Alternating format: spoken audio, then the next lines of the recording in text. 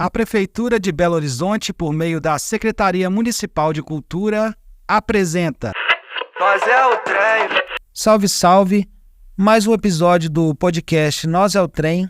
Aqui é um podcast sobre música. Temos um microfone aberto, livre, um espaço democrático, diverso para expressão de ideias. E hoje aqui com ele, me diz aí, quem é você?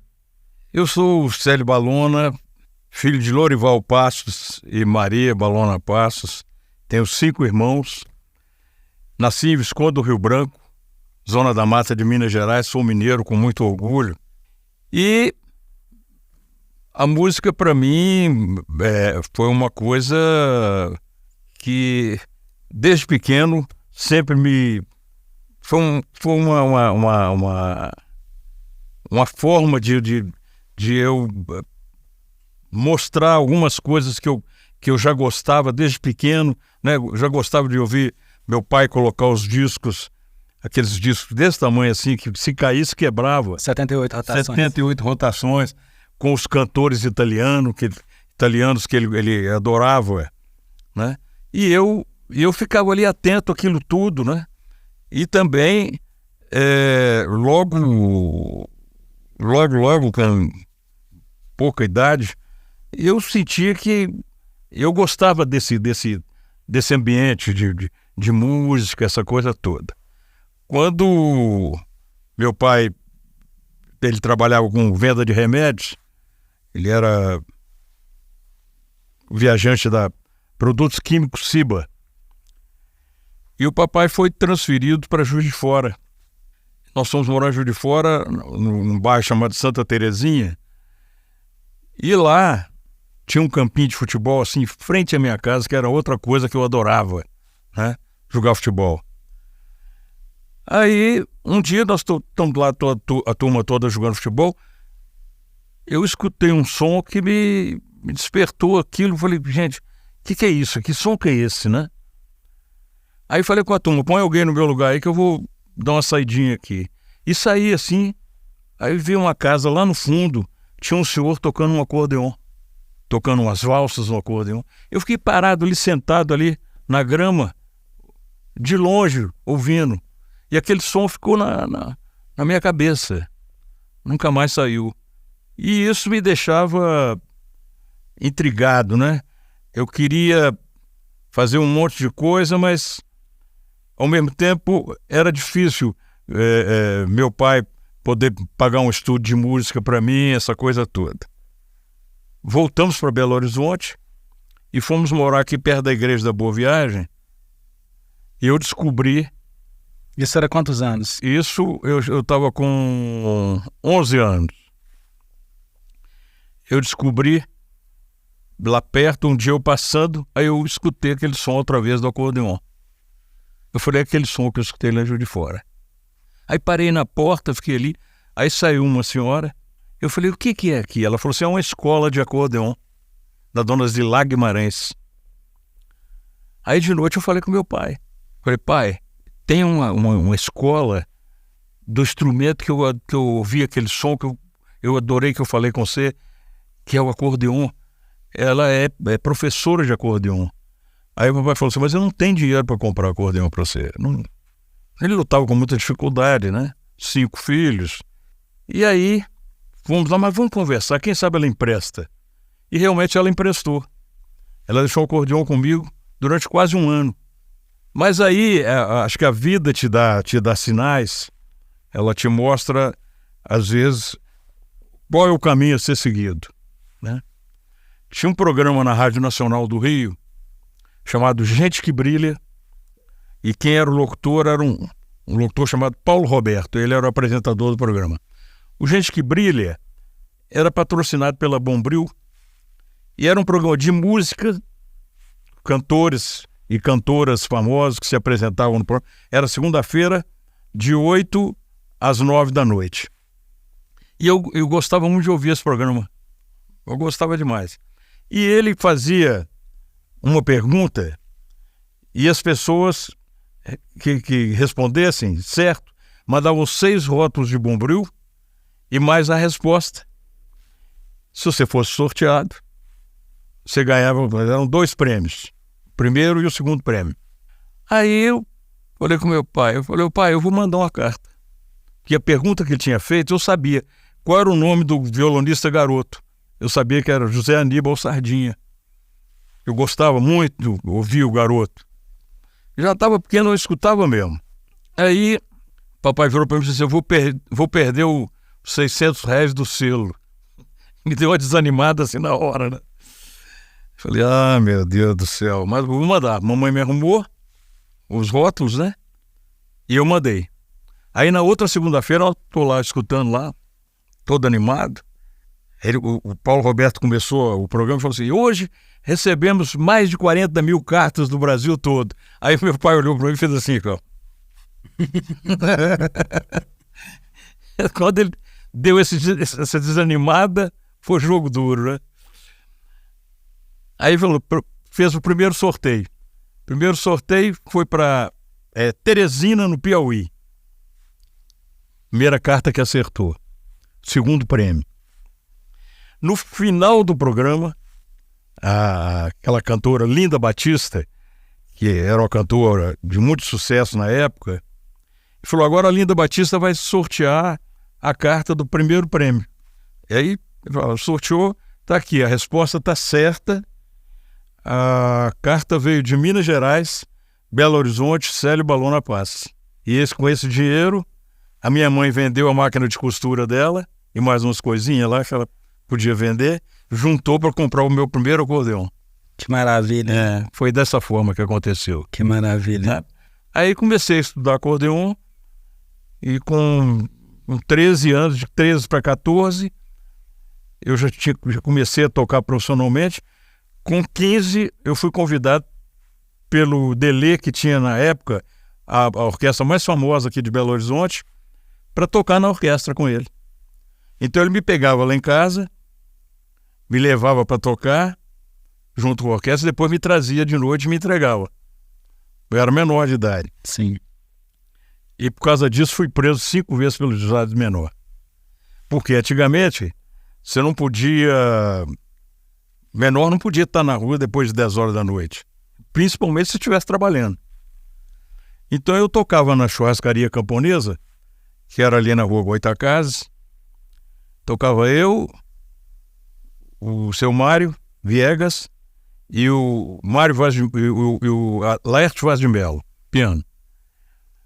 Quando era 10 horas, tinha um cara baixinho, gordinho, do juizado menor, ele só fazia assim pra mim, pode descer do palco. E eu ia embora pra casa.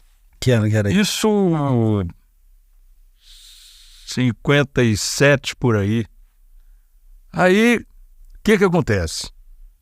Um dia eu tô lá tocando no DCE, onde é hoje o Cine Belas Artes, com a orquestra do Djalma Pimenta, de todo mundo de gravata borboleta, e eu entusiasmado lá. 2h30 da manhã aparece o baixinho gordinho. Ele olhou pra mim e falou assim, com raiva mesmo, pode descer. Se ele falou assim, hoje eu vou te levar. Hoje você vai ficar, vou te levar pro juizado menor. Seu pai vai ter que te buscar lá. Tá bom. Lá fui eu. 3h30 da manhã, ligam lá pra casa para falar com meu pai. Aí meu pai lá para as 4 e pouco chegou lá no juizado menor. Papai me viu sentado assim no canto lá. Papai falou assim, em alto e bom som, meu filho, vou te fazer uma pergunta. Você quer ser músico mesmo? Falei, quero, pai. Vou te emancipar amanhã. E eu com 16 anos fui emancipado por ele, né? E aí eu tinha o meu papel de emancipação. Quando o cara chegava, eu só tirava o papel e fazia assim para ele. Aí meu pai me levou depois, no sábado nós fomos todos para um bar que tinha lá na Lagoinha, chamado Lanterna Azul. Era um bar que ele gostava muito. Juntou os amigos dele todos e me fez tomar o primeiro copo de cerveja. Falou, agora você vai poder tomar um copo de cerveja com a gente, com meus amigos. E todos assinaram num papel grande da Brahma, que ficava na mesa, né? Ele pôs: eu, Lourival Passos, brasileiro, casado, pai de Célio Manuel Passos, autorizo meu filho a tocar em cabarés, prostíbulos, igrejas. Aí, você entendeu? Pôs tudo. E eu tinha esse documento sumiu. Eu até hoje eu fico louco, porque era uma coisa que eu adorava. Eu li aquilo, falei: você falou que queria, então agora você tem que ser mesmo, né? Então, a partir daí, né, eu não parei mais. E estou casado com a música já há 67 anos já. Conta pra gente um pouco dessa história da cena musical em Belo Horizonte. A cena musical em Belo Horizonte, nessa época, era riquíssima. Era riquíssima. Se você quisesse, você tocava de segunda a segunda. Porque tudo quanto era lugar tinha música ao vivo, né? Fora os bailes, horas dançantes, né? Que o fim de semana era concorrido assim demais. Os clubes todos faziam festas, faziam apresentações de música, de shows e tudo. Então essa época era uma época que o músico trabalhava muito, né? Trabalhava muito, mas muito mesmo.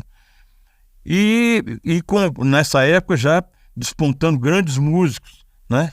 Chiquito Braga, violonista, que para mim é o pai dos violonistas no Brasil, um cara fantástico, maravilhoso. Chiquito já não está mais com a gente, né? Dino, clarinete, que era um outro maravilhoso músico, Laerte Vaz de Melo, piano, maravilhoso, e um monte de música. E fora isso, além disso, uma safra nova de músicos que estavam chegando, né? Nivaldo Ornelas, Elvis Vilela, o próprio Wagner Tiso, né? Celinho Trompete e Valtinho bateria. Então eram músicos, Aécio Flávio, a turma do Gemini 7, Marilton Borges. Então era uma turma que veio dar uma oxigenada no que se fazia de música, e principalmente porque estava acontecendo o início da Bossa Nova. Aí a gente começou a nadar de braçada, porque o que a gente escutava? A gente escutava música americana, a gente escutava jazz. E o irmão do Toninho Horta, o Paulinho Horta, que tocou comigo também, ele era amigo de um cara que trabalhava na USES, no consulado americano aqui. A USES tinha um departamento cultural, então os discos vinham dos Estados Unidos e ele conseguia pegar o disco na sexta-feira de noite e entregava na terça. Então na segunda-feira, quando ninguém tocava, estava todo mundo livre, a gente ia para casa do Valtinho, o próprio Paulinho, para escutar o que tinha de novidade. Então a gente recebia coisa fresquinha, né? Aí foi lá que conheci Miles Davis, foi lá que conheci John Coltrane, né? Errol Garner, todos os grandes, a gente tinha acesso a isso.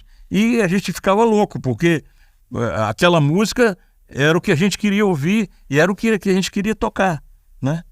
E nessa época também começou a quantidade de festivais de jazz e bossa nova que começou a cidade a ter uma série de eventos nesse sentido, né? Os festivais eram feitos no teatro do Instituto de Educação, no auditório, né? Do Instituto de Educação, no Francisco Nunes e também na Secretaria de Saúde e Assistência, onde é o Minacentro. Tinha um auditório para 1.800 lugares. Então foi lá que foi o grande festival de jazz e bossa nova. Aconteceu lá, veio Sérgio Mendes, vieram os caras todos, né? E os daqui também, né? Então foi uma época de grande efervescência, né? A música Belo Horizonte era música para tudo quanto é lado, fora as oportunidades que você tinha de ver músicos de fora tocar aqui em Belo Horizonte. Então foi uma época de ouro, sabe? E além dessas influências do jazz, também tinha outras influências, né? De música brasileira, ou ritmos regionais. Sim, tinha, claro.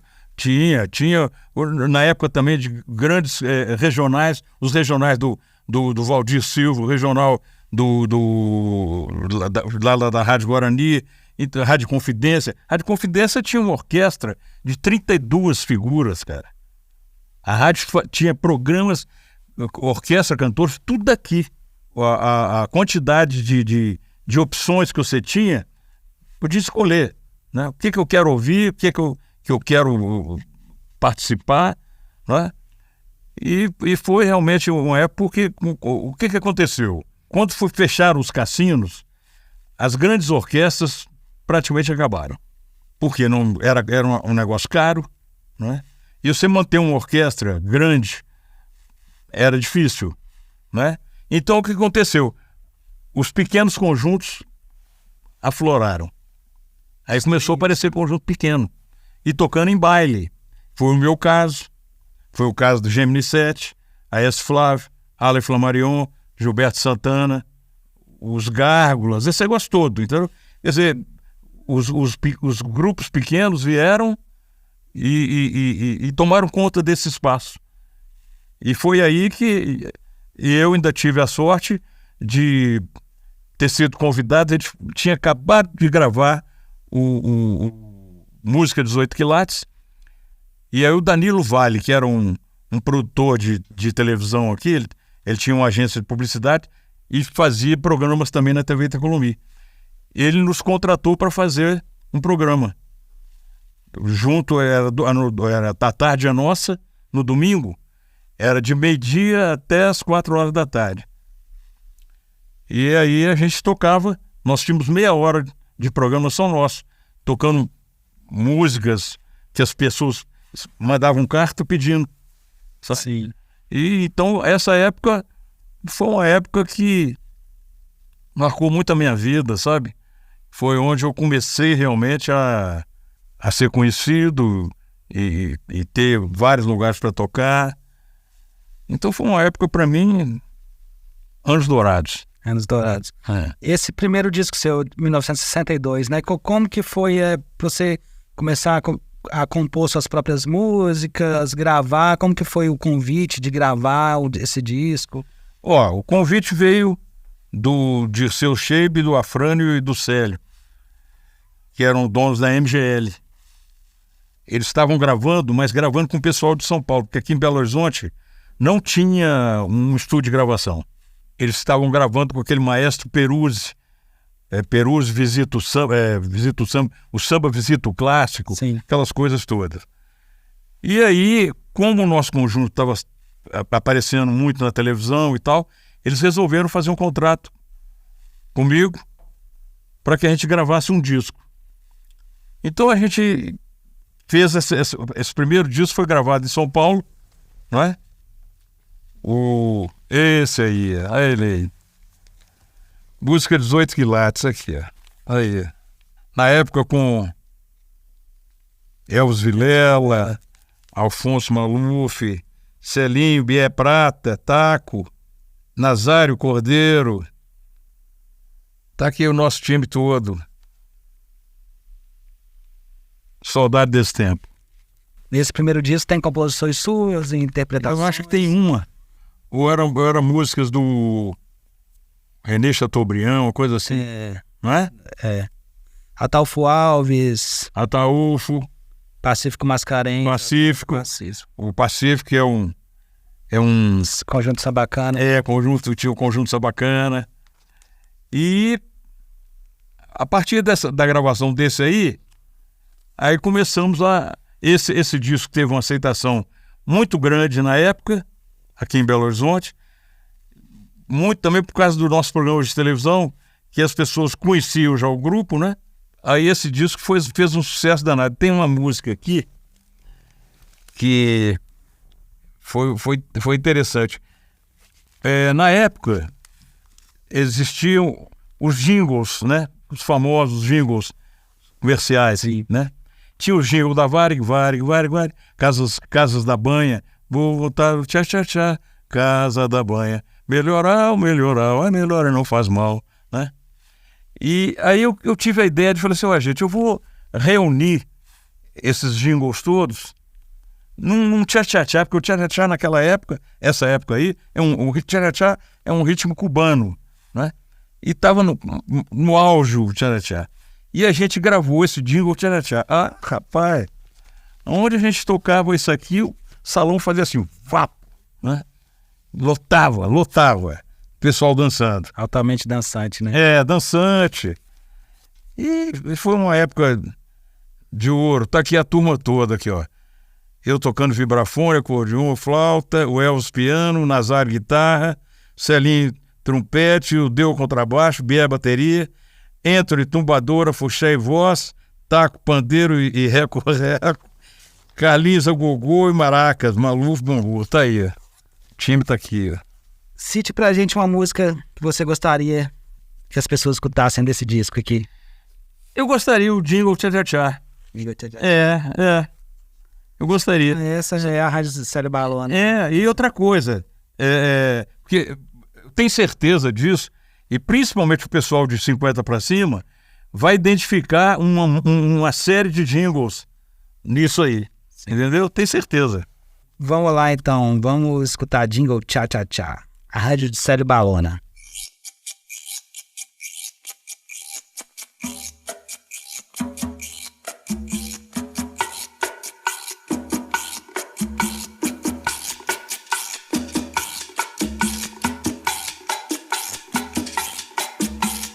Jingle cha-cha-cha.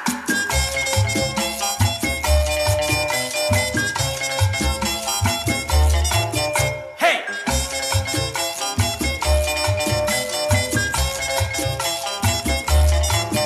Hey!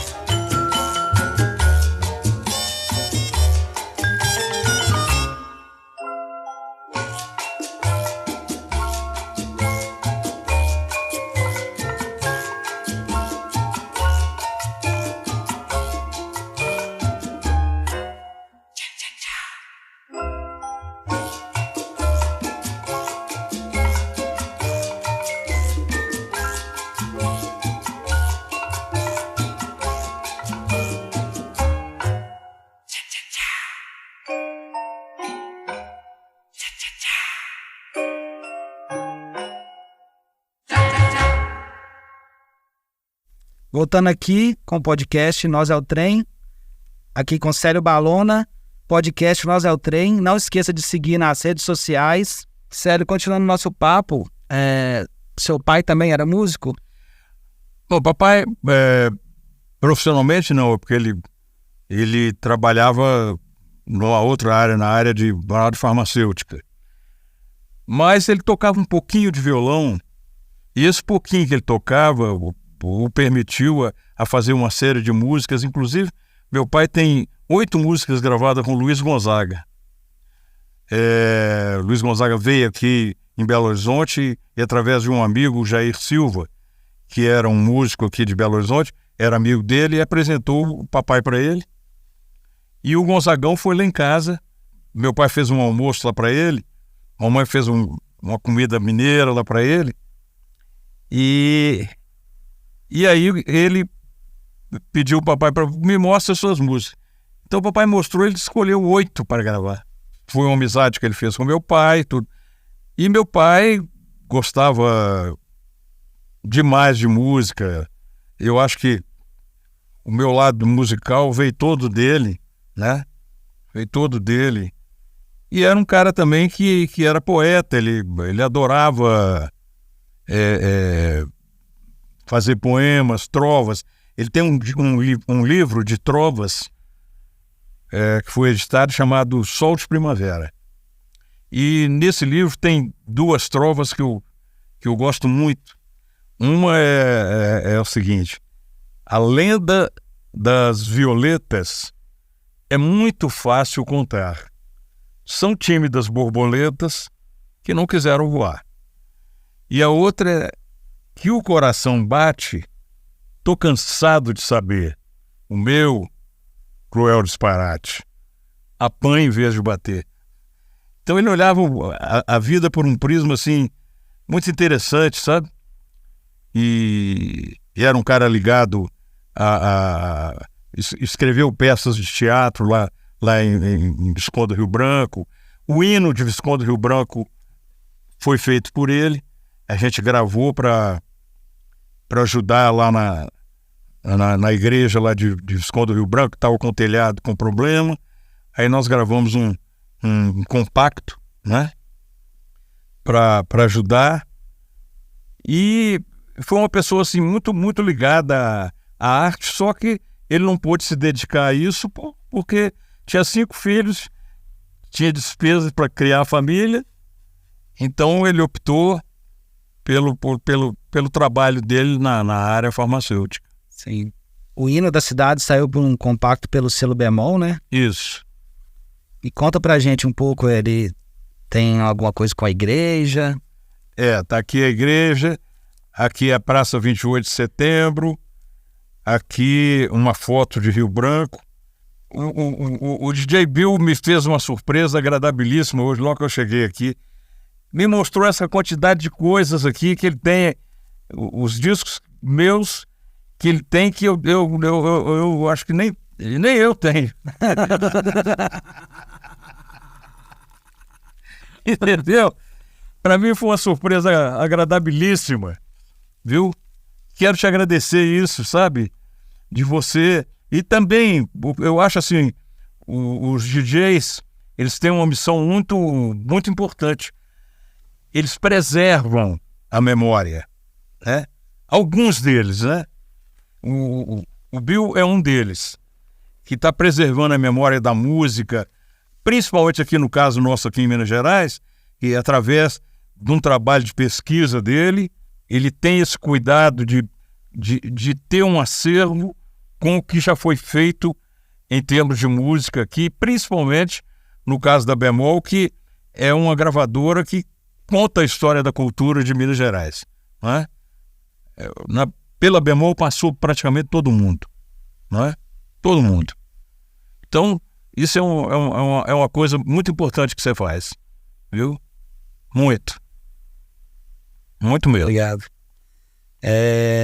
Manter um pouco a memória, né? Porque claro, muita coisa não foi registrada, não se perdendo, não foi digitalizado. Nossa, mas é muita coisa.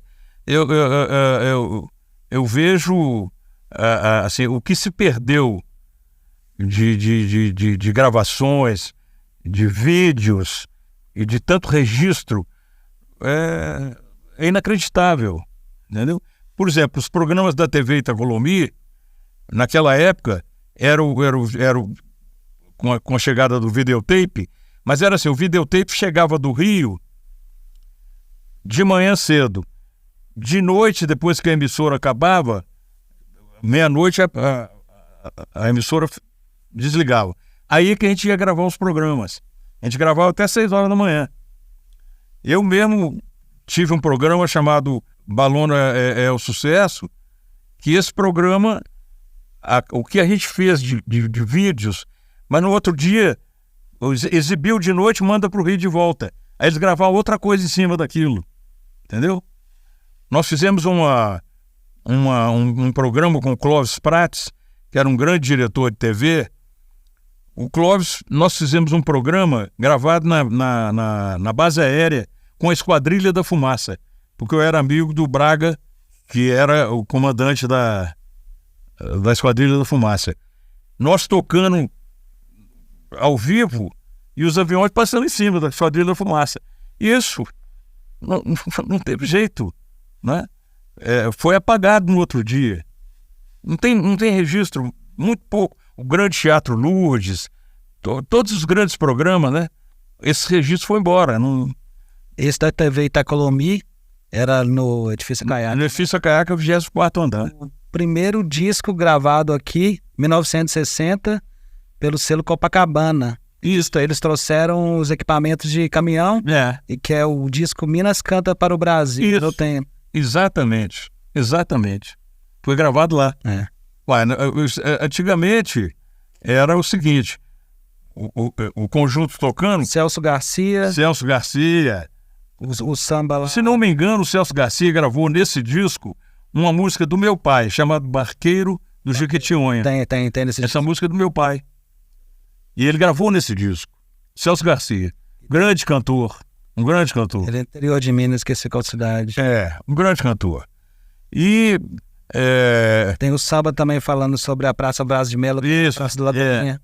Não há entre nós um paralelo, eu na Praça Braz de Melo, e dararararará. Isso aí foi uma época linda, cara, linda. Mas tudo nessa vida vai passando, vai... Mas essa missão de guardar e preservar a memória é importantíssima, sabe? Para as próximas gerações, ver o que acontecia nessa época, não é? É de suma importância isso. Fala pra gente sobre o Ponto dos Músicos. O Ponto dos Músicos era um negócio sensacional.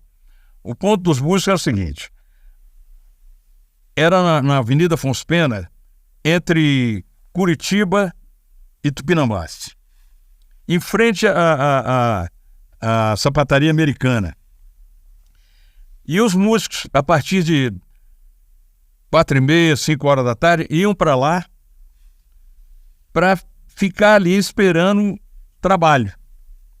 Aí os chefes de orquestra e de conjunto chegavam e ficavam: você vai tocar sábado? Não, sábado eu não vou tocar não. Então você vai tocar no Minas 1 lá, hora dançante. Então eram os conjuntos surpresa. Quando você chegava para tocar, que você sabia com quem que você ia tocar, entendeu? Não tinha ensaio, não tinha nada não. O que vai? Vai Estela by Starlight. Pronto. Era assim, entendeu? E no Ponto dos Músicos, o Ponto dos Músicos era lotado, né? Era lotado. 5 horas da tarde, 5 e pouco, parecia um bando de pardais ali conversando, né? E o povo passando no meio, e a gente lá. Lá é que se escolhia os músicos que iam tocar no final de semana, ou na outra semana, não é? Então, todo dia você tinha que ir no Ponto dos Músicos. Todo dia. Não tinha conversa. E ficávamos ali. Era uma forma de você ser visto e ser escolhido para tocar em algum lugar. E às vezes até de gravação, né? Gravação, tudo. Orquestra, eu lembro que uma vez tinha o Snar Simone, era um cantor aqui de Belo Horizonte, E ele tinha um esquema cubano, as músicas que ele fazia eram músicas cubanas e tal. E a orquestra dele chamava Snar Simone e Los Cumbancheros. Então a gente era obrigado a tocar com aquelas camisas toda coloridas, uns babados aqui, esse negócio, cara. Você olhava aqui, nós fomos tocar uma vez em Montes Claros, só que nós entramos no palco com aquilo, o povo, que isso, gente, que era aquilo, não é? Mas a gente tinha que... E outra coisa, pegava um ônibus aqui às 5 horas da manhã, chegava em Montes Claros, 7 horas da noite, tomava um banho, comia alguma coisa, ia para o clube, tocava até 4 horas da manhã, 5:30 da manhã pegava um ônibus, chegava aqui em Belo Horizonte 8 horas da noite. Era uma pauleira. Mas nessa época, a gente, todo mundo jovem, não tinha desse negócio não. E as histórias lá do Berimbau, clube de jazz lá no Edifício Maleta? O Berimbau foi feito por músicos aqui de Belo Horizonte. Era um bar que se dedicou ao jazz. Então era o Nivaldo Ornelas, era o Paulinho Braga, o Pascoal Meirelles, o Paulo Horta, irmão do Toninho, o Dino, o Figo Seco. O pessoal ia de noite para lá para tocar. E tinha fila de músico para dar canja. Todo mundo queria tocar no Berimbau, né? E foi uma época, foi um sucesso muito grande. Mas eram 7 donos aí, então não ia dar certo nunca, né? Mas foi um sucesso muito grande durante uma boa época e marcou muito, né? Maleta naquela época começou a cantina do Lucas, aquela coisa toda, né? E os bares Oxalá e mais as boates também que tinham no Maleta, e era um local da boemia. O pessoal ia para lá para passar a noite lá de madrugada e tudo, era lugar da boemia. O Berimbau foi um sucesso, foi. Durou quantos anos? O Berimbau, se me engano, durou um ano e pouco. Não foi muito, não. Porque também uma turma foi embora pro Rio, Nivaldo foi, o Elvis foi, o Pascoal Meirelles foi, o Paulinho Braga foram embora pro Rio. Então já não eram mais a mesma turma, né? Depois do seu primeiro disco, você chegou a gravar outros discos, né? Gravei. 62 e depois, qual foi o próximo? O próximo foi o Balão Espetacular? 66 ou... Balão Espetacular. Que aí continuamos a gravar ainda em São Paulo. Porque a Bemol começou a construir o estúdio dela aqui no Caiçara. Sim. Que era um estúdio enorme. Para a época, em Belo Horizonte, aquele estúdio era como os estúdios do Rio, né? Aquele prédio enorme, salão enorme, com acústica. Aí começaram a fazer uma coisa realmente profissional, né? Aqui. Então muita coisa foi gravada lá no Caiçara. Até eles saírem de lá, vim para Antônio Aleixo. Você gravou lá? Gravei nos dois. Gravei o Homem e a Mulher foi gravado lá no Caiçara. 1970, né? Foi gravado no Caiçara. E vários outros discos de outros músicos, outros cantores, né? Que foram gravados lá no Caiçara, que a gente participava. Mas aquilo que eu te falei, o disco era assim, olha, o tema do disco vai ser o quê? Por exemplo, se homem ou uma mulher. O Afrânio chegou perto de mim e falou assim, eu preciso de um disco com músicas estrangeira, americana, francesa, italiana, e eu estou precisando de um disco nessa linha. Então a gente entrava no estúdio às 8 horas da manhã e às 11 horas o disco estava pronto, com 12 músicas. Era assim, era... O Afonso, ele é o produtor, né? Ele fazia a curadoria. Ele fazia a curadoria, ele fazia a produção. O Dirceu já estava começando a trabalhar na área de gravação, de som. E aí a gente gravava desse jeito, entendeu? Era sair igual pizza no forno. E o disco Balão Bem Bolado, que é um disco ao vivo, né? Sim, o disco Balão Bem Bolado foi gravado na Boate Y, uma boate que eu e meu irmão fizemos. A gente gravou ao vivo, levamos o equipamento da Bemol para lá, né? E a gente gravou com vários músicos, cantores, cantoras, Roberta Lombardi, Tchá Tchá Tchá, Lorival Bocão. Então foi um disco mesclado, né? Tinha... Era uma coisa meio inédita, né? Era. Gravar ao vivo. Não é praticamente não. Isso já era selo Palladium. Aí já era Palladium.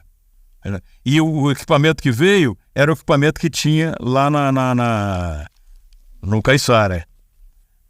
Era lá no Caiçara. Era. E isso aí foi gravado ao vivo, assim, vambora, ó. 1, 2, 3, pá, não podia errar. Não erra não no rolo, porque senão vai ter que voltar tudo. Então, como na Rádio Guarani, as primeiras coisas que eu gravei na Rádio Guarani, o Pacífico Mascarenhas, já compunha e tudo, e o Pacífico chamou a gente para gravar. Ele gravava o 78, mas assim, gravava direto no acetato. Direto no acetato, você não podia errar. Se errasse, estragou tudo. Se perdia o acetato. Então não podia errar. E era na Rádio Guarani. A Rádio Guarani parava de funcionar à meia-noite.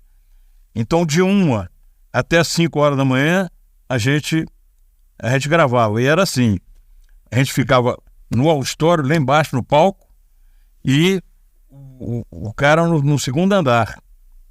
Aí ele mandava lá, atenção, gravando. Aí você batia o pé 3 vezes assim no chão. Pá, pá, pá, pra ele saber também pra ele disparar lá. Ele disparava e a gente começava a tocar. O Pacífico ainda tem esses discos aí de acetato. Isso aí foi feito. Na época, era a única forma de se gravar. E como que era o contato com esses outros músicos, como Pacífico Mascarenhas, Conjunto Sambacana? Era uma maravilha, porque eu fiquei amigo dele, e não só dele, mas do Gilberto Mascarenhas, do Marquinho Minhoca, da turma ali da Savassi, o Seu Tunes. Então tinha a turma da Savassi, que a gente encontrava normalmente lá na casa do Marquinho Minhoca, e ali a gente tocava, ensaiava. O Pacífico gostava de fazer o negócio da serenata. Ele punha um piano em cima de uma caminhonete e nós íamos fazer serenata para as meninas. Cara, era muito louco aquilo, né? Um piano na caminhonete, velho. Aí, meia-noite, 1 hora da manhã, nós estamos tocando lá, né? Aí abria a janela, quando acendia a luz e abria a janela, era aquela coisa. Nossa, ela abriu, ela viu. Então tinha o roteiro, né? Tinha um roteiro. Mas nessa época também tinha os guardas noturnos, que eles tinham um apito, eles ficavam apitando num quarteirão ou qualquer coisa estranha, né? Apitava. Aí, nós fazendo uma serenata uma vez, chegaram 2 guardas noturnos. Aí um deles falou assim: vocês não podem fazer isso, não. Estão, a lei do silêncio, não pode tal. Aí o outro falou assim: não, eu toco violão. Deixa eu tocar uma com vocês aqui. O cara pegou o violão. E nós fizemos a serenata inteira lá. E o cara dando uma canja no violão, entendeu? E era maravilhoso. Na época, o Sérgio Ricardo, aquele cantor, cineasta, né? Faleceu há pouco tempo. Ele tinha um programa na TV Itacolomi e eu tocava no programa com ele. E o programa era o seguinte: as meninas escreviam pedindo uma serenata. Quem fosse sorteado, o Sérgio fazia uma serenata meia-noite, na porta da casa da menina. Cara, mas isso chovia de carta, né? Era impressionante esse negócio. Mas, e ele não falava assim, ó, olha, quem ganhou foi a fulana de tal. Então daqui a pouco nós vamos estar na sua porta. Mas alguém já pegava e dava com a língua nos dentes. Quando se chegava lá, a rua estava lotada, cheia de gente. Aí a gente tocava, aí o pai, a mãe abriam a casa, serviam um lanche pra gente ali. O negócio acabava 2, 3 horas da manhã. Mas era um espetáculo isso aí, sabe? Foi uma época maravilhosa aqui em Belo Horizonte, sabe? Eu tenho as melhores recordações desse tempo todo, sabe? Muito, muito mesmo. Foi muito bom. E a transição dessa música do final dos anos 50 para começo de 60, a bossa nova, conta como que foi isso? Quando a bossa nova chegou, a gente já tinha uma noção do que era uma música moderna, do que era porque a gente escutava muito jazz. A gente escutava muito. E aí, parece o João Gilberto com aquela revolução toda, né, da harmonia, da forma de bater, Mão direita do violão. a batida do violão, não é? A forma do próprio baterista tocar. Então, aquilo já a gente despertou na gente assim foi uma coisa muito boa, porque te enxergou um caminho dentro da música brasileira de poder fazer música instrumental também, né? E improvisar. Sim. Né? Por quê? A música brasileira até aí era muitas vezes muito dramalhão. O cara no bar com a cachaça, a mulher que traiu o cara, ele chorando, entendeu? As letras eram pesadas, né? E aí vem Jobim, vem Vinícius, né?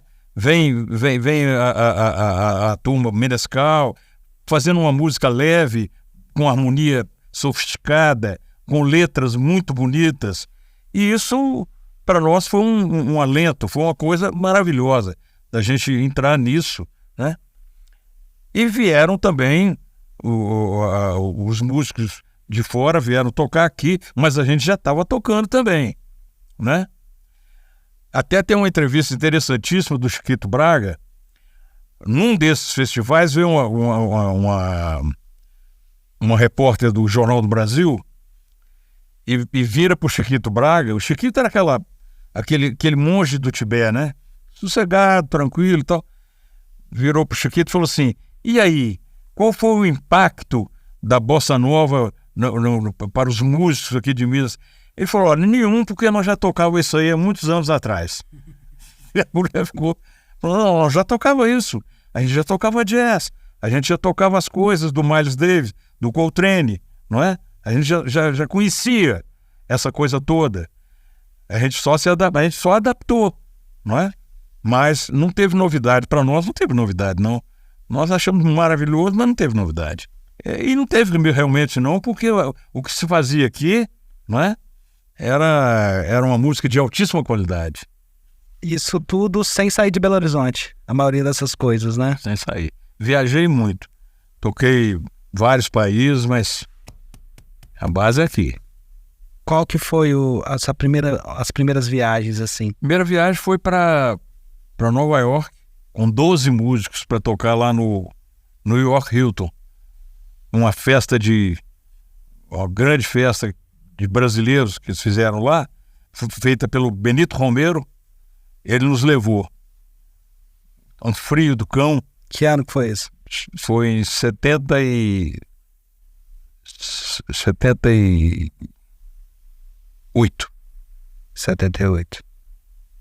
Foi 78 ou 70? Não, 76. 77 é que eu fui pro Japão. 76. Isso é tocar coisas da Música brasileira. música brasileira. Só música brasileira. E o Japão? Como que foi? O Japão foi em 77. Como que foi esse convite? Pelo seguinte, a Yamaha fazia um concurso no mundo inteiro chamado Electone Festival. Electone é um órgão que a Yamaha lançou. Ela fez um concurso para escolher músicos de vários países para depois tocar lá no Japão. E aqui teve um concurso aqui em Belo Horizonte, que na época a Yamaha tinha uma loja aqui do César. Era a loja da Yamaha. E ela fez um concurso aqui em Belo Horizonte. Aí ganhei aqui. Eu já estava tocando órgão já há um tempo. Teve uma a segunda eliminatória, que era em São Paulo. Fui para São Paulo, e lá de São Paulo saíram 2. Eu e o Nilson Zago, lá em São Paulo. Ia ter a terceira etapa, que era em Bogotá, na Colômbia. Lá em São Paulo foram 19 músicos que participaram. Aí saímos nós 2. E lá em Bogotá eram 11 países das Américas do Sul, América Central. E lá em Bogotá eu fiquei em primeiro, da Colômbia e de Costa Rica. Então nós fomos para o Japão. E lá no Japão a gente tocou em vários lugares, né? Um teatro da Yamaha lá em Hamamatsu, que é uma coisa linda, né? E foi uma experiência para mim, assim, muito gratificante, porque eu vi coisas, naquela época, vi uma orquestra jovem, uma orquestra sinfônica de crianças, a idade era entre 8 e 12 anos, a orquestra sinfônica. E o pianista tinha que pôr coisa para ele, o pedal do piano, o pezinho dele não dava. O pianista tocou uma música dele e o maestro tinha 12 anos. Quando eles começaram a tocar, Bill, eu fui lá pro fundo do teatro, eu chorei de esguicho, assim, ó. Fui olhando aquilo, falei, não é possível, não é? Que coisa maravilhosa, a educação musical que esses meninos estão tendo, né? Só vai sair dali só virtuoso, não é? Imaginei isso aqui para o nosso país, porque o Brasil, é como me disse lá no Japão, me disse um músico, Luiz Ocampo, ele é das Filipinas. Ele virou para mim e falou, Célio, eu te invejo porque você nasceu no país da música, no país do som, que é o Brasil. Sabia tudo, Jobim, Cartola, os caras sabiam tudo. Impressionante. E eu imaginei, mas lá no meu país a gente não tem condição de fazer isso para as crianças, né? Dar essa oportunidade, porque a Yamaha, quando a criança tem o dom para a música, ela pega, então ela assume a escola, mesmo, a escola normal mesmo, né? Ela assume a escola de música, assume tudo, entendeu? Quer dizer, eu fiquei vendo lá crianças lá com 6, 7 anos, tocando piano, assim, que você fala assim, não é possível, né? Mas é possível exatamente por isso, pelas condições que eles criaram para oferecer isso. E hoje você vê a quantidade de músicos, principalmente do pessoal dos olhinhos puxados, né? Você vê tocando instrumentos. Há pouco tempo eu estava vendo um chinesinho que tirou o primeiro lugar no concurso Mozart, tocando com a Orquestra Sinfônica de Viena. Moleque tem 8 anos. Olha aquilo, né? O Marquinhos Viana que fala, esses aí são os índigos, são os cristais. É uma outra geração que já vem com um aplicativo totalmente diferente. Já. Pronto, entendeu? Impressionante. E como foi a transição para os instrumentos eletrônicos, teclados, sintetizadores? Eu gostava muito já do eletrônico, porque eu era fã, isso continuo sendo até hoje, do Ed Lincoln, do Walter Vanderlei, do Jimmy Smith. Eu adorava o som do órgão. E quando surgiu a oportunidade de eu experimentar o órgão, eu já estava tocando também piano, aquilo veio como uma coisa que realmente eu queria muito, né? E logo após vieram os sintetizadores, que aí acabou de fazer minha cabeça, né? O DX7, que foi um teclado que é um ícone nos instrumentos eletrônicos, né? E os outros instrumentos que já vieram logo após, começaram da Korg, da Roland, né? E isso para o músico, eu falo, o instrumento eletrônico, o sintetizador, ele deu oportunidade ao músico e às outras pessoas de ouvirem timbres e sons nunca escutados, nunca ouvidos anteriormente, não é? sons de timbres maravilhosos que o instrumento acústico não tinha como oferecer, porque o instrumento acústico tem um som, não é? Que é o som do piano, o som da guitarra, o som do violão, né? O som do clarinete, do trompete, do trombone. Mas a gama de sons que a música eletrônica trouxe para o ouvido humano e principalmente para quem é músico, foi para mim foi assim a Disneylândia da coisa, entendeu? De você poder entrar naquele universo ali e explorar sons que você nunca ouviu e você criar sons também, não é? Que você seu ouvido nunca teve oportunidade de escutar. Ontem nós visitamos um estúdio, tem uma sala de sintetizadores, eu fiquei impressionado. É do Alê? Ale. É. O Alê tem, para mim, a coleção do Alê é a maior que existe aqui. No Brasil, eu acho difícil ter igual. Eu também pensei isso ontem. Acho muito difícil. E até, vamos dizer, uma coleção muito particular, até mundial. Eu também acho. Eu postei assim, amigos meus de outros países ficaram impressionados. Não. Assim, aonde que é isso? Eu falei assim, Belo Horizonte. Belo Horizonte, e outra coisa, ele comprou o acervo todo do Acti, Do Marco Antônio. do Marco Antônio. O Alê, ele está fazendo um trabalho, eu acho maravilhoso. O que ele tem de sintetizadores, eu acredito que poucos lugares no mundo vão ter aquilo. Acho muito difícil. Muito difícil. É impressionante, né? Impressionante, numa sala só. Assim. É impressionante. Aquilo ali, eu acho assim, a história da música eletrônica tá contada ali, viu? E no seu disco, já nos anos 80, Imagens já tem... Já estou começando a colocar a coisa. O Imagens já é um disco que foi a transição que eu fiz do baile, que eu parei de fazer baile. Falei, não, o que eu quero na minha vida é fazer música instrumental. Né? A minha contribuição para o baile foram 30 anos de baile, tocando, para as pessoas dançarem. Fico feliz, e eu sei disso porque quantas pessoas eu encontro na rua, às vezes as pessoas falam, olha, eu tenho uma lembrança maravilhosa, porque você tocou na festa de 15 anos da minha filha, você tocou quando eu casei, você tocou... Então, para mim é muito gratificante saber que eu fiz a trilha sonora de muita gente, sabe? Muita gente.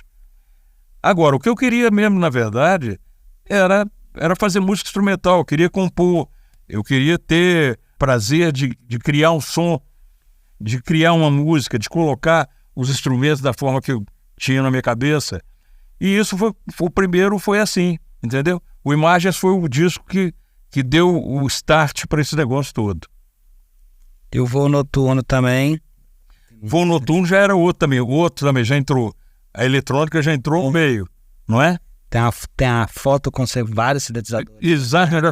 Era uma pilha assim, ó. Era uma pilha de sintetizadores, né?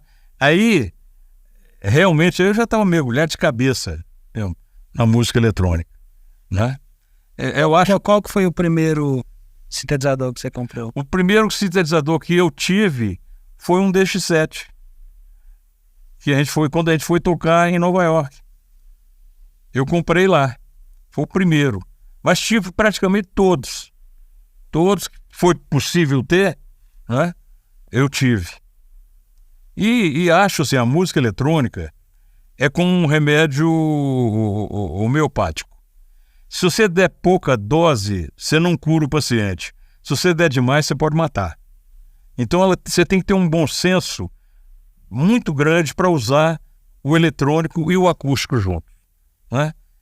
Tem que ter essa coisa de ter o bom senso, de saber, não, aqui cabe, aqui não cabe. Aqui cabe é o piano, é o acústico. Mas aqui cabem umas cordas aqui. É a dosagem. Você tem que ter isso, você não pode abusar, não pode abusar. Você vê grandes músicos, Chico Corea, Herbie Hancock, o George Duke, todos eles, a forma que eles usam o eletrônico é perfeita. O Chick Corea Electric Band, meu Deus do céu, o que é aquilo? Aquilo é uma aula. Né? O Vangelis, né? Com as trilhas sonoras dele, o eletrônico ali é acima de tudo. Então, a música usando o eletrônico veio para ficar mesmo. Não adianta, veio para ficar. Veio para ficar. Eu adoro, eu gosto muito. Vamos escutar uma música desse álbum seu. Algum desses 2 álbuns. Cita uma música pra gente aí. Tem teclados. Deixa eu lembrar agora o que tem. Deixa eu ver. Eu acho que o Imagens tem coisa eletrônica. O Imagens tem coisa eletrônica. Mas vamos fazer o seguinte. Do Voo Noturno, vamos escolher Estrelas e Vagalumes. É tudo eletrônico. Vamos escutar agora Estrelas e Vagalumes, Célio Balona.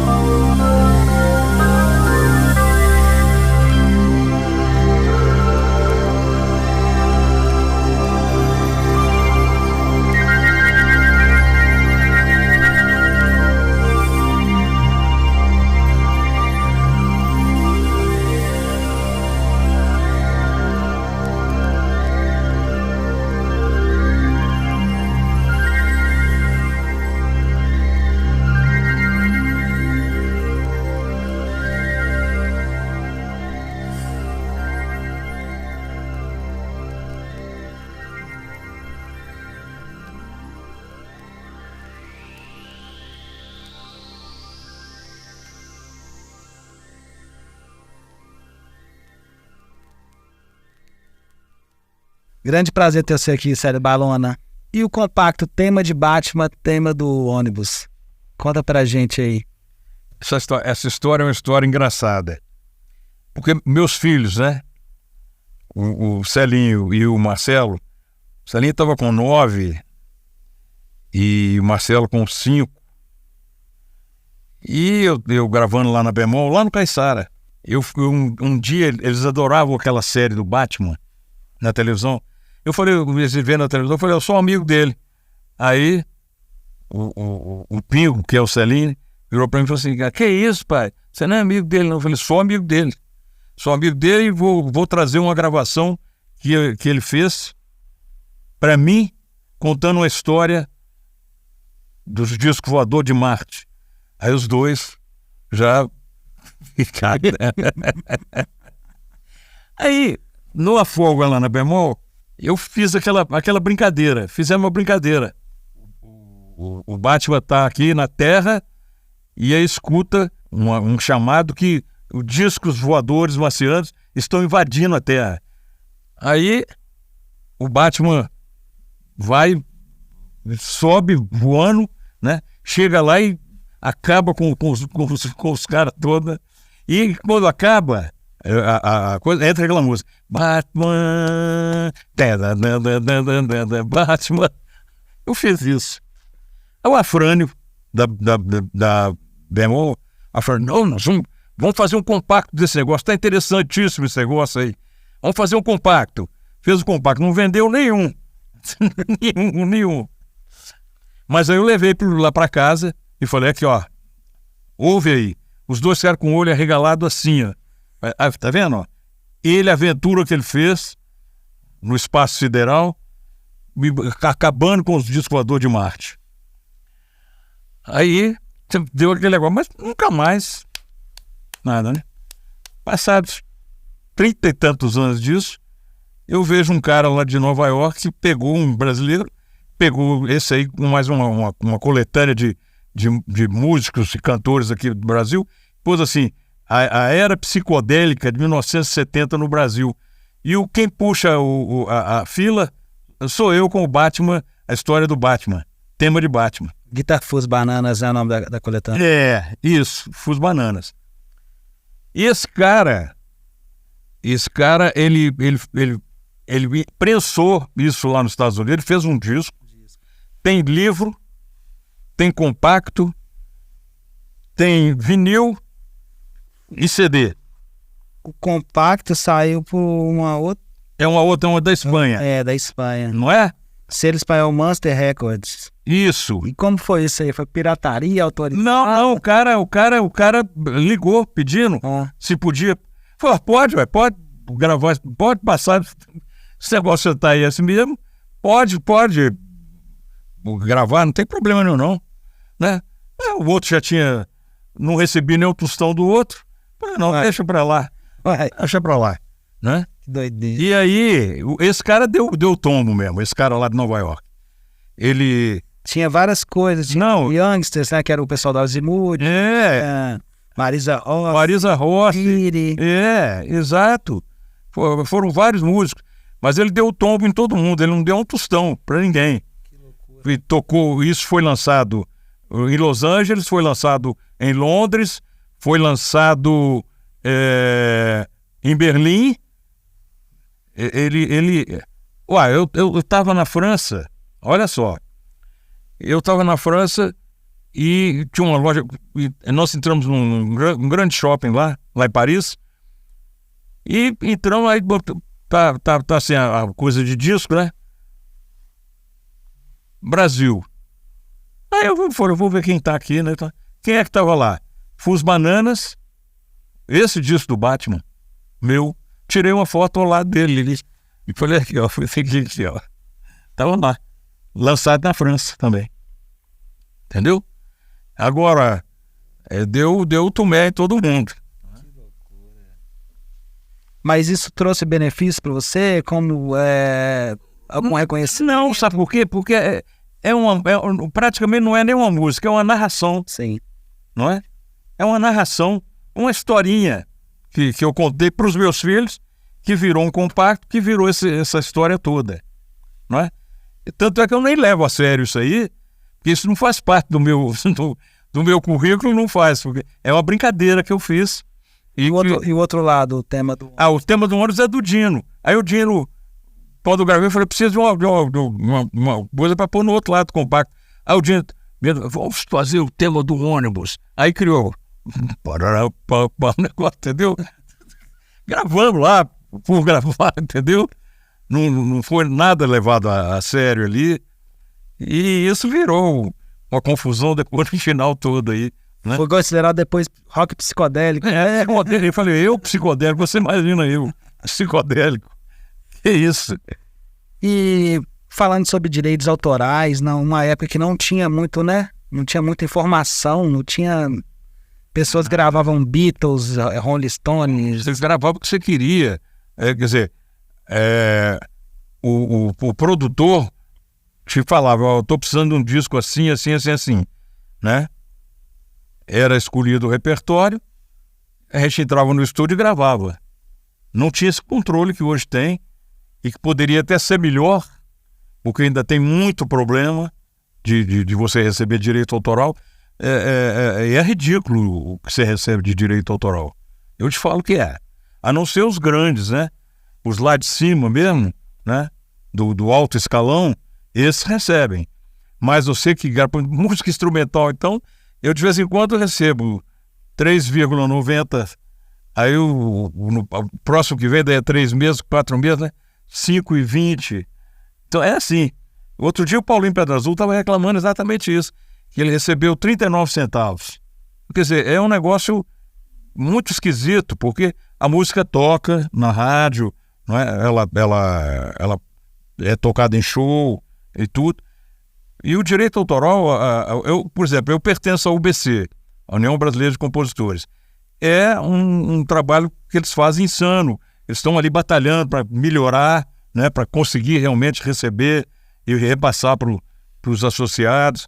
Mas é muito difícil, né? É muito difícil. O direito autoral ainda é um problema sério. Aqui. Porque, por exemplo, eu recebo direito autoral da Inglaterra. E vem direitinho lá. Tantas libras, parará. Direitinho. De tocar essa música no rádio. Tem uma rádio lá em Manchester que toca bem, direitinho, né? Outro também lá na Eslovênia chega direitinho. Mas mas é coisa pouca, né? Não é... O cara, para ficar rico com direito autoral, é Roberto Carlos e esses sertanejos que estão aí fazendo esse trabalho deles aí. E ali na década de 80, década de 90, como você começou, você continuou fazendo música? Como que foi isso? 90, na década de 90 eu fui para Florianópolis, porque eu gosto muito de fazer trilha sonora. E eu fui chamado para fazer a trilha sonora de um filme que estava sendo rodado lá em Santa Catarina, contando a história da Madre Paulina, que é uma religiosa. Ela nasceu na Itália, mas foi criada lá em Nova Trento, em Santa Catarina, e uma santa mesmo, né? Depois que eu conheci a história dela, realmente me mexeu muito comigo. Eu fiz a trilha sonora e tem uma particularidade que eu vou contar e que eu acho que é importante. Ela sempre ajudou os mais humildes, uma pessoa que dedicou a vida ao próximo. E eu fiz a trilha sonora, ficou pronto em setembro. Quando foi em dezembro, dia 14 de dezembro, eu morava na Pampulha, eu vinha descendo a Catalão, ali perto do Shopping Del Rey. Tem um viaduto, né? Antes do viaduto, do outro lado vinha um Fusca, mas a 1000, ele cortando todo mundo. Ele bateu na mureta do outro lado, capotou e caiu em cima do meu carro. Meu carro, ou qualquer coisa. E eu preso dentro do carro. Aí chegou com o bombeiro, teve que serrar para me tirar de lá de dentro. E o cara falou comigo: fala seu nome, sua idade, onde é que você mora? Eu fui respondendo tudo direitinho. Ele falou assim: você está sentindo suas pernas? Eu falei: estou sentindo. Braço? Também estou. Tem algum sangramento? Eu falei: eu não sei. Isso eu não sei. Mas eu estou sentindo minha perna. Mexe com a perna. Tem possibilidade de você mexer um pouquinho o braço e tal? Tem. Eu saí de dentro do carro sem um arranhão. Sem um arranhão. Por quê? Na hora que ele caiu em cima de mim, eu gritei mesmo, gritei. Falei: Maria Paulina, eu não posso ir embora agora. Eu preciso de ficar. Por favor, me tire dessa situação. Me tire dessa situação. Eu não posso ir embora. Eu saí de dentro do carro sem um arranhão. E cheio de caco de vidro, cheio de coisa. Sem um arranhão, sem nada. No dia 20 de dezembro, a Nina de Pádua, aquela atriz lá de São Paulo, que fez a Madre no filme, se não me engano, na Imigrantes, uma carreta bateu nela aqui e jogou ela debaixo de outra carreta. O carro dela ficou conversível. Ela não teve nada. Nada. Então isso me convenceu de que esses espíritos do bem, de luz, eles estão ali amparando a gente, sim.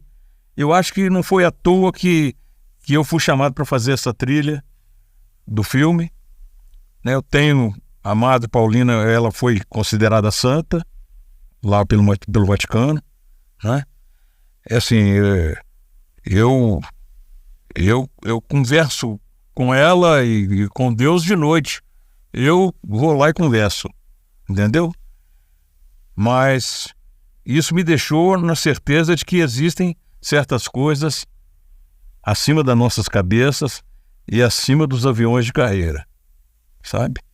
Me deixou muito claramente isso. Morei em Santa Catarina durante 10 anos.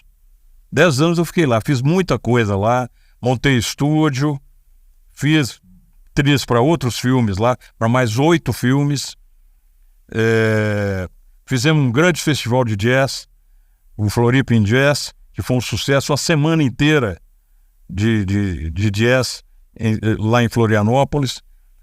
Fiz grandes amigos e fiz também a minha banda de música eletrônica, chamada BR Groove, com um DJ lá chamado DJ Júnior.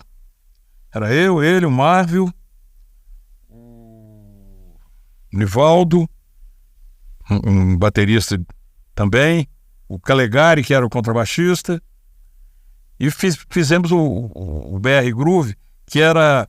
Os ritmos eram criados pelo DJ, pelo Júnior. E eu colocava as coisas, entendeu? Foi uma época ótima. A gente tocou em muitos lugares lá. E tive a oportunidade de fazer um negócio que eu gostaria muito, e já estava gostando muito de fazer, que era música eletrônica, com ritmo eletrônico, entendeu? Aqui a gente preza pela democracia, liberdade de fala. O que você gostaria de falar? Que eu acho importante esse trabalho que vocês estão fazendo, no fundo é preservar a memória da música em Minas Gerais, né? Comigo, e que vocês façam com outros músicos, porque nós temos aqui músicos que contribuíram de uma forma brilhante para que a música de Minas Gerais fosse e como ela é respeitada, não só aqui no Brasil, mas fora do Brasil. Às vezes que eu me apresentei fora do Brasil, você fala que você é de Minas Gerais, a música de Minas, né? A forma de se fazer a música de Minas, a harmonia que se usa, não é? Tem um ingrediente, sim, diferente no que se faz aqui no meio dessas montanhas todas, não é? Então, eu acho que essa forma de entrevista, esse esse depoimento é importante, não é? Isso fica guardado para as outras gerações, né? Para a informação, não é? E acho esse trabalho um trabalho muito, mas muito importante para a cultura, não só de Minas Gerais, mas para a cultura do Brasil. Muito obrigado. Eu acho sim. Muito obrigado pela presença. Nada, ô Bill, foi um prazer, cara, viu? Obrigado, Foi um prazer e um abraço para vocês todos que vão nos assistir. Eu fiquei muito feliz, muito honrado com o convite. Obrigado ao Vitor também, ao Samuel, o Wellington, que está ali fazendo toda a gravação nossa. E que a gente possa se encontrar mais vezes aí daqui para frente, né? Um grande abraço a todos, muito obrigado. Uma música para ir embora. Uma música para ir embora?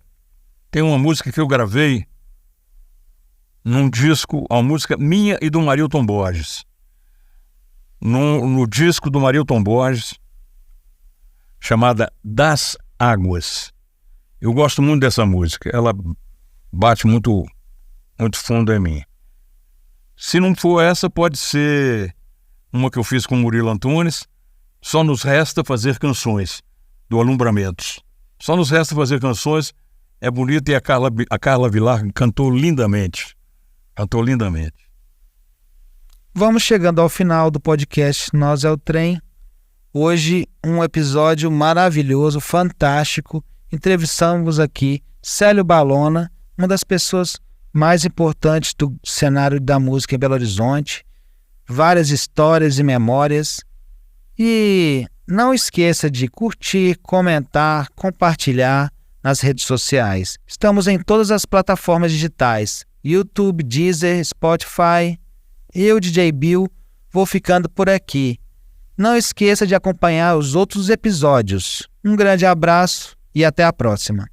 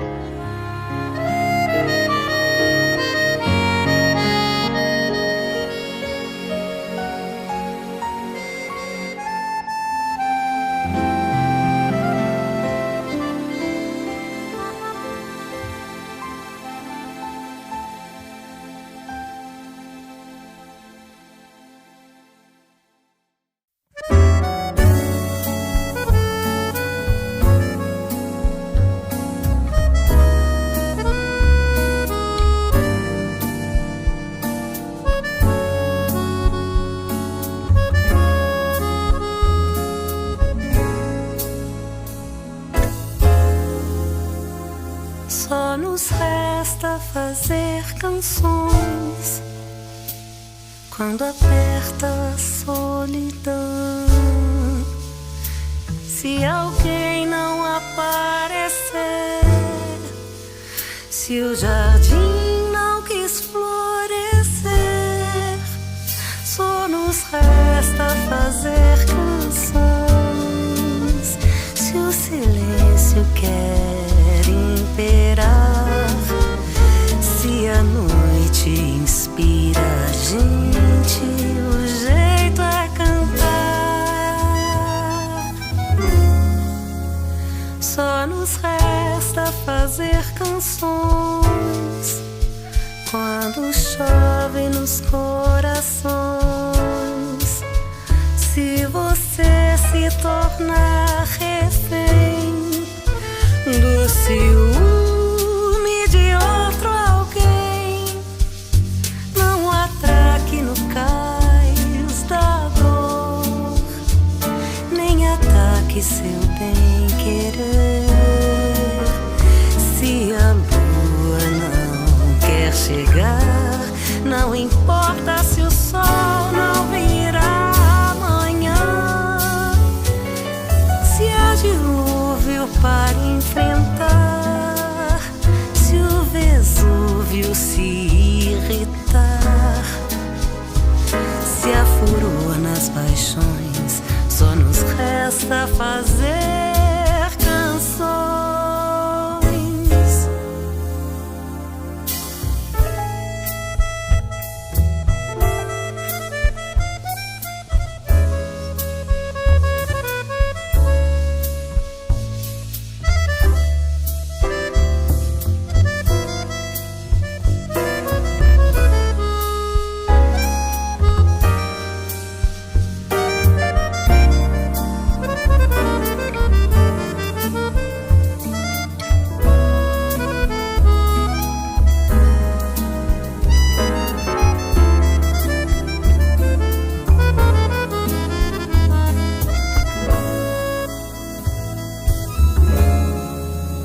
Só nos resta fazer canções quando chove nos corações. Se você se tornar refém do ciúme de outro alguém, não atraque no cais da dor, nem ataque seu bem-querer. Se a lua não quer chegar, não importa se o sol não virá amanhã. Se há dilúvio para enfrentar, se o Vesúvio se irritar, se há furor nas paixões, só nos resta fazer canções.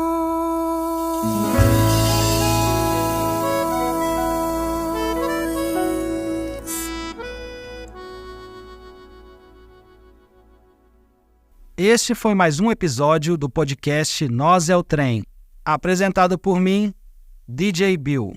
Quem dirigiu foi o Vitor Brandão e a produção ficou com Samuel Quintero. A Tamira Abreu foi nossa assistente executiva. O nosso técnico de estúdio foi o Wellington Brito. A Simone Martins foi a nossa controller. E quem fez o design gráfico foi a Ana Kossoski. Incentivo, Lei Municipal de Incentivo à Cultura de Belo Horizonte. Patrocínio, MGS. Minas Gerais Administração e Serviços S.A. Apoio, Quarteto Filmes. Belo Horizonte 2024.